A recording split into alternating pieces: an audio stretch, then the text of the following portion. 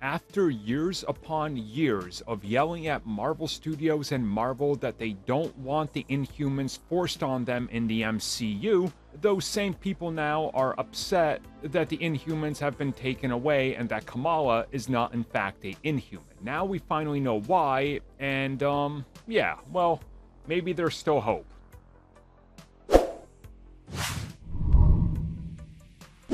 So yeah, there's been some backlash in regards to no Inhumans in the MCU. Again, they were hated for so long before, well, I guess before the modern day MCU, because again, Marvel was forcing them onto everybody because they didn't own the X-Men, that there was just this outright hatred. And then once the ABC series hit, which Marvel Entertainment, aka Marvel TV, decided to put together by not using any money on it, it all seemed like doom and gloom.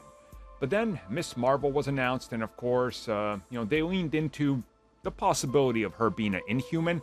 They never said no leading up to the finale.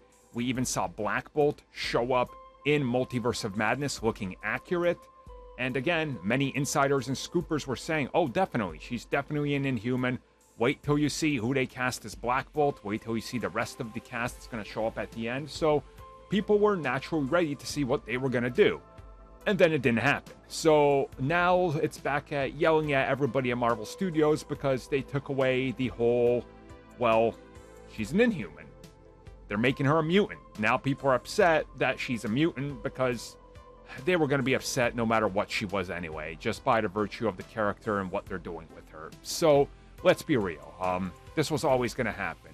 But in a recent interview, the directors of the series talked a little bit about it, about the backlash and the disappointment that many of the fans have over this. And essentially what they said is, look, it's not all as it seems, and you could always change this down the road.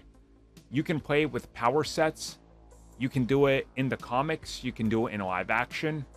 Ultimately, we have unlimited possibilities because the multiverse exists and there's so much more to do and so many stories to tell that this isn't necessarily the end of it. And they also told the direct that maybe there's a multiverse or a parallel universe we could see where Kamala is a Inhuman and we could see how that plays out. But again, it's just not what she is in the MCU.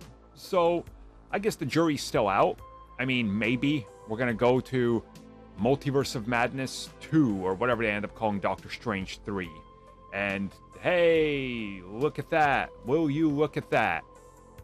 There's Medusa. And Kamala, and she's got Embiggen powers, and they're proper. Maybe that'll happen. Like, she just exists in that world because Medusa's got to take over leadership for Black Bolt because he's dead in that universe. That would honestly be cool. I would love to see that. But that still doesn't answer why the changes were made to change her so much in the MCU and make her a mutant. Again, goes up against the character, yeah, but at least they handled the character's other core aspects right, so at least that still stands. And like they said, who knows? Down the road, things could always change. They could even retcon this. I mean, if Thor retconned or tried to retcon that apparently Jane was this important character in Thor's life, hey, did it work for you? I don't know. It didn't really work for me, but maybe they could do that with Kamala and be like, aha, yes, you're a mutant, but you're a mutant Inhuman.